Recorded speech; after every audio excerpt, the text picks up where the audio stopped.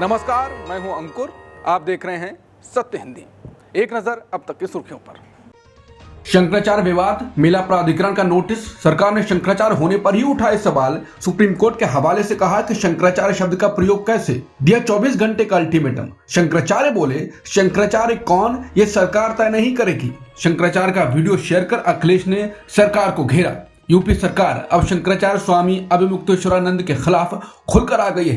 प्रयागराज मेला प्राधिकरण ने अभिमुक्तेश्वरानंद के शंकराचार्य पद पर सवाल उठाते हुए उन्हें नोटिस भेजा है। ये नोटिस माघ मेला क्षेत्र में लगे उनके शिविर के बोर्ड पर शंकराचार्य शब्द के इस्तेमाल को लेकर भेजा गया है। प्रशासन का कहना है कि शंकराचार्य पद से जुड़ा मामला सुप्रीम कोर्ट में विचाराधीन है, इसलिए किसी को भी खुद को शंकराचार्य घोषित करने की अनुमति नहीं है। मेला प्राधिकरण ने नोटिस में साफ कहा है कि जब तक सुप्रीम कोर्ट का स्पष्ट आदेश नहीं आता तब तक ज्योतिष पीठ के शंकराचार्य के रूप में कोई सार्वजनिक घोषणा या पद का उपयोग नहीं किया जा सकता है। इसके बावजूद शिविर के बोर्ड पर शंकराचार्य लिखना अदालत की अवहेलना माना जा सकता है। नोटिस में स्वामी अभिमुक्तेश्वरानंद को 24 घंटे के भीतर जवाब देने को कहा गया है। वो किस आधार पर शंकराचार्य शब्द का प्रयोग कर रहे हैं। समय पर संतोषजनक जवाब न मिलने पर आगे की कार्रवाई की चेतावनी भी दी गई है। सोशल मीडिया पर कहा जा रहा है कि योगी आदित्यनाथ ने आदतन यहां भी ईगो की लड़ाई छेड़ दी है। ज्योतिष पीठ के शंकराचार्य स्वामी अभिमुक्तेश्वरानंद सरस्वती उनके शंकराचार्य पद पर आसीन होने को लेकर विवाद पर बोले हैं। उन्होंने कहा कि हम शंकराचार्य हैं या नहीं ये देश का प्रधानमंत्री, राष्ट्रपति या मुख्यमंत्री तय नहीं करेगा। मुझे 2 शंकराचार्यों द्वारका पीठ और श्रृंगेरी मठ की स्वीकृति मिली है और तीसरे गोवर्धन पीठ पुरी के शंकराचार्य की मौन स्वीकृति है। उन्होंने कहा कि हमने भूल सुधार का पूरा मौका दिया कि प्रशासन आए तो हम स्नान कर लें। प्रशासन से कोई नहीं आया।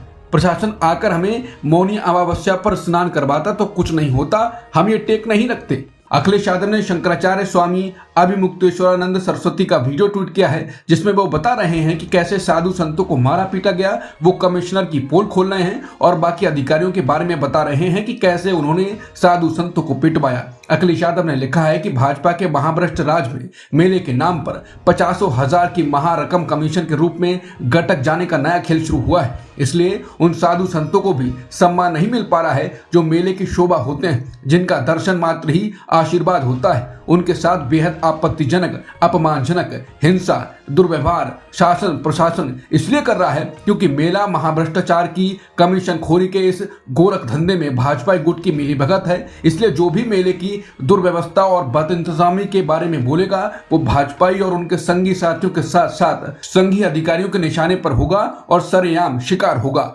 मेला क्षेत्र के संजय का धृतराष्ट्र कौन है जिसको आंखों देखा हाल सुनाया दिखा जा रहा है। भाजपा को कमिश्नर की जगह कमिश्नर की नई पोस्ट बना देनी चाहिए। कुछ तो है जिसमें हिस्सेदारी है। केरल में सत्ता संकट, सर्वे में कांग्रेस गठबंधन लीड पर। वोट वाइब सर्वे में सरकार के खिलाफ नाराजगी। सर्वे ने कहा केरल में बेरोजगारी, करप्शन बड़े मुद्दे। सीएम पसंद में वीडी सतीशन आगे, पिनाराई विजन पीछे। केरल विधानसभा चुनाव 2026 को लेकर बड़ा सर्वे सामने आया है। बीएमसी चुनाव में सटीक अनुमान लगाने वाले वोट वाइब सर्वे के मुताबिक केरल में कांग्रेस के नेतृत्व वाला यूडीएफ गठबंधन बढ़त बनाए हुए है। सर्वे के अनुसार कांग्रेस गठबंधन यूडीएफ को 32.7% वोट शेयर मिल रहा है। वहीं राज्य में सत्ता में मौजूद एलडीएफ यानी कम्युनिस्ट गठबंधन को 29.3% वोट मिलने का अनुमान है। बीजेपी के नेतृत्व वाला एनडीए इस सर्वे में 19.8% वोट शेयर पर है। सर्वे की एक अहम बात यह भी है कि 15.3% वोटर अभी तक फैसला नहीं कर पाए हैं, यानी चुनावी तस्वीर पूरी तरह साफ नहीं है। सर्वे में यह भी सामने आया है कि राज्य में सरकार के खिलाफ मजबूत नाराजगी है। करीब 52% लोगों ने एलडीएफ सरकार के कामकाज को खराब या बहुत खराब बताया है। वोट वाइब सर्वे के मुताबिक केरल में बेरोजगारी, महंगाई और भ्रष्टाचार इस चुनाव के सबसे बड़े मुद्दे हैं। खासकर युवा वोटर्स बदलाव चाहते हैं। मुख्यमंत्री पसंद के सवाल पर कांग्रेस के नेतृत्व वाले यूडीएफ के नेता वीडी सतीशन सबसे आगे हैं। उन्हें 22.4% लोगों ने पसंद किया है। वहीं मौजूदा मुख्यमंत्री पिनाराई विजयन को 19.7% समर्थन मिला है। ये पोल 20 जनवरी 2026 को जारी किया गया है। सर्वे में डेमोग्राफिक्स बैकग्राउंड भी शामिल है, जिसमें बताया गया है कि हिंदू वोटर्स में एनडीए को करीब 25% समर्थन मिल रहा है।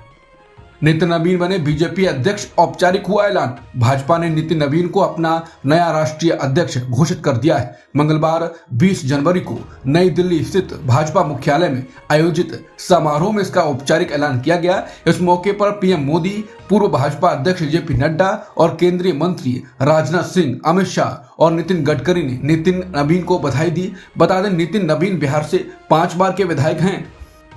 चीन के फैसले से महंगी हो सकती है ईवी, लिथियम नीति बदली, भारतीय ईवी पर असर, मोदी सरकार पर उठे सवाल। चीन की एक नई नीति का असर भारत की इलेक्ट्रिक वाहन यानी कि ईवी इंडस्ट्री पर पड़ सकता है। चीन ने लिथियम आयन बैटरियों पर मिलने वाली एक्सपोर्ट टैक्स छूट को घटाने का फैसला किया है। इससे बैटरियों की कीमत बढ़ने की आशंका है।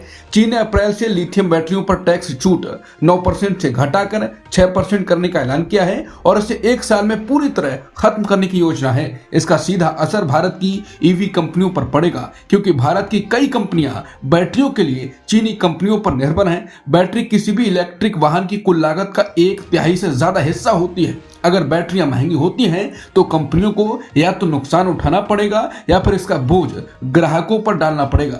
एक्सपर्ट्स का कहना है कि इससे ईवी की कीमतें बढ़ सकती हैं, जबकि पेट्रोल डीजल वाहनों और ईवी के बीच टैक्स का अंतर पहले ही कम हो चुका है। ऐसे में भारत में इलेक्ट्रिक वाहनों को बढ़ावा देने की सरकारी कोशिशों को झटका लग सकता है। लोगों का कहना है कि मोदी राज के 11 साल बाद चीन भारत के मुकाबले कितनी मजबूत स्थिति में है या वो भारत को मोर्चों पर दबा सकता है। बीजेपी का चुनावी खर्च रिकॉर्ड स्तर पर, 5 साल में 2.5 गुना बढ़ा खर्च। मार्च 2025 तक बीजेपी के पास 10,000 करोड़ रुपए। बीजेपी ने बीते वित्तीय वर्ष 2024-25 में चुनाव प्रचार और चुनावी गतिविधियों पर 3,335 करोड़ रुपए खर्च किए हैं। यह खर्च 2019-20 के मुकाबले करीब 2.5 गुना ज्यादा है। पार्टी की ओर से चुनाव आयोग को सौंपी गई ऑडिट रिपोर्ट के मुताबिक लोकसभा और 8 विधानसभा चुनावों के दौरान यह खर्च रिकॉर्ड स्तर पर पहुंच गया। रिपोर्ट बताती है कि प्री इलेक्शन ईयर और चुनावी साल दोनों में बीजेपी का कुल खर्च 5,000 करोड़ रुपए से ज्यादा रहा। आंकड़ों के अनुसार 2019-20 में जहां पार्टी ने करीब 1,350 करोड़ रुपए खर्च किए थे, वहीं 2024-25 में यह आंकड़ा बढ़कर 3,335 करोड़ रुपए तक पहुंच गया। रिपोर्ट में यह भी कहा गया है कि मार्च 2025 तक बीजेपी के पास करीब 10,000 करोड़ रुपए की नगद राशि और कैश इक्विवेलेंट मौजूद हैं, जो देश की किसी भी राजनीतिक पार्टी से कहीं ज्यादा है। राजस्थान में वोटर लिस्ट विवाद, कांग्रेस का बड़ा आरोप, 45 लाख वोटर गायब। राजस्थान कांग्रेस ने मचाया हंगामा, कहा भाजपा नेता बीएल संतोष के आने के बाद चोरी शुरू हुई। राजस्थान कांग्रेस ने सोमवार को आरोप लगाया कि भाजपा राज्य में विपक्ष समर्थक वोटरों के नाम चुनावी सूची से हटा रही है।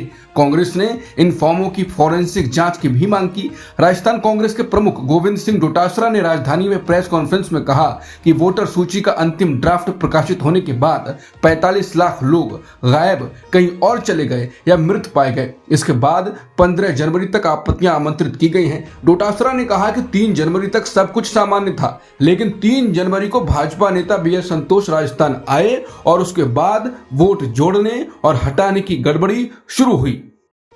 मुंबई मेयर पर शिंदे का बड़ा बयान, बोले शिवसेना का मेयर पार्टी संस्थापक के प्रति सम्मान होगा। रिपोर्ट्स कहती हैं शिंदे चाहते हैं 2.5 साल का अपना मेयर। महाराष्ट्र के डिप्टी सीएम एकनाथ शिंदे ने कहा है कि शिवसेना के कुछ कार्यकर्ताओं की भावना है कि बाल ठाकरे के जन्म शताब्दी वर्ष में मुंबई को शिवसेना का मेयर मिलना सम्मान की बात होगी। शिंदे का यह बयान बीजेपी के साथ मेयर को लेकर खींचतान के बीच आया है। एकनाथ शिंदे ने साफ किया कि मुंबई में महायुति गठबंधन का ही मेयर बनेगा। उन्होंने नगर निकाय चुनावों के नतीजों के बाद किसी नए राजनीतिक समीकरण से इनकार किया। बाल ठाकरे का जन्म शताब्दी वर्ष 23 जनवरी से शुरू हो रहा है। शिंदे के बयान को बीएमसी में मेयर पद पर दावा करने के तौर पर देखा जा रहा है। यह बयान ऐसे समय आया है जब बीएमसी चुनावों में महायुति को मामूली बहुमत मिलने के बाद शिवसेना के 29 नवनिर्वाचित पार्षदों को मुंबई के एक महंगे होटल में ठहराए जाने को लेकर राजनीतिक हलचल तेज है। अटकलें हैं कि शिंदे गुट शिवसेना के लिए कम से कम पहले 2.5 साल तक मेयर पद चाहता है। पाकिस्तान और रूस पर भारत पोलैंड टकराव, जयशंकर बोले आतंकवाद पर समझौता नहीं। पोलैंड ने रूस को लेकर जताई नाराजगी। भारत और पोलैंड के बीच विदेश नीति को लेकर खुलकर मतभेद सामने आए हैं। सोमवार को नई दिल्ली में हुई बातचीत के दौरान भारत के विदेश मंत्री एस जयशंकर और पोलैंड के विदेश मंत्री व उप प्रधानमंत्री राडोस्लाव सिकोरस्की ने एक दूसरे के क्षेत्रीय मुद्दों पर कड़ी बातें कही। विदेश मंत्री एस जयशंकर ने पोलैंड के पाकिस्तान से बढ़ते रिश्तों पर नाराजगी जताई। उन्होंने साफ किया कि भारत अपने साझेदार देशों से उम्मीद करता है कि वो आतंकवाद को किसी भी तरह से बढ़ावा ना दे।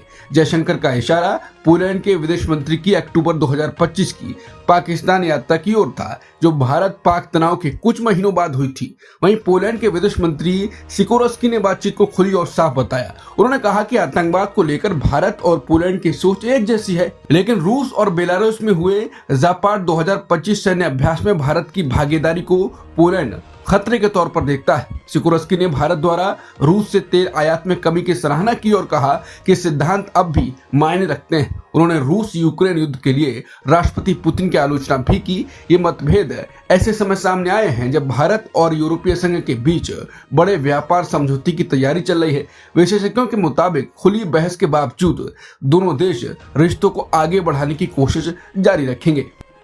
ग्रीनलैंड को लेकर ट्रंप का टैरिफ वॉर, बोले 100% टैरिफ लगा दूंगा। ईयू बोला ट्रंप कोई सौदेबाज नहीं। अमेरिकी राष्ट्रपति ट्रंप ने एक बार फिर ग्रीनलैंड को अमेरिका में शामिल करने की मांग तेज कर दी है। इसके लिए ट्रंप ने डेनमार्क और कई यूरोपीय देशों पर 10% टैरिफ लगाने का ऐलान किया है। ट्रंप के मुताबिक ये टैरिफ 1 फरवरी से लागू होगा और जून तक इसे बढ़ाकर 25% कर दिया जाएगा, जब तक कि ग्रीनलैंड को लेकर कोई समझौता न हो जाता। उन्होंने ये भी साफ किया कि जरूरत पड़ी तो टैरिफ को 100% तक बढ़ाया जा सकता है। वहीं डेनमार्क के विदेश मंत्री लार्स लोके रासमुसेन ने कहा कि धमकी देकर ग्रीनलैंड का मालिकाना हक हासिल नहीं किया जा सकता है। यूरोपीय संघ की विदेश नीति प्रमुख काजा कलास ने कहा कि हम लड़ाई नहीं चाहते, लेकिन हम अपनी जमीन पर डटे रहेंगे। संप्रभुता व्यापार का विषय नहीं है। यूरोपीय संसद के अध्यक्ष रोबर्टा मेत्सोला ने जोर देकर कहा कि ग्रीनलैंड बिकाऊ नहीं है और यूरोप डेनमार्क तथा ग्रीनलैंड के लोगों के साथ एकजुट है। अब तक की खबरों में इतना ही। बाकी खबरों के लिए बने रहिए सत्यहिंदी.com के साथ। Copyright disclaimer under Section 107 of the Copyright Act 1976. Allowance is made for fair use for purposes such as criticism, comment, news reporting, scholarship, and research. Fair use is a use permitted by copyright statute that might otherwise be infringing.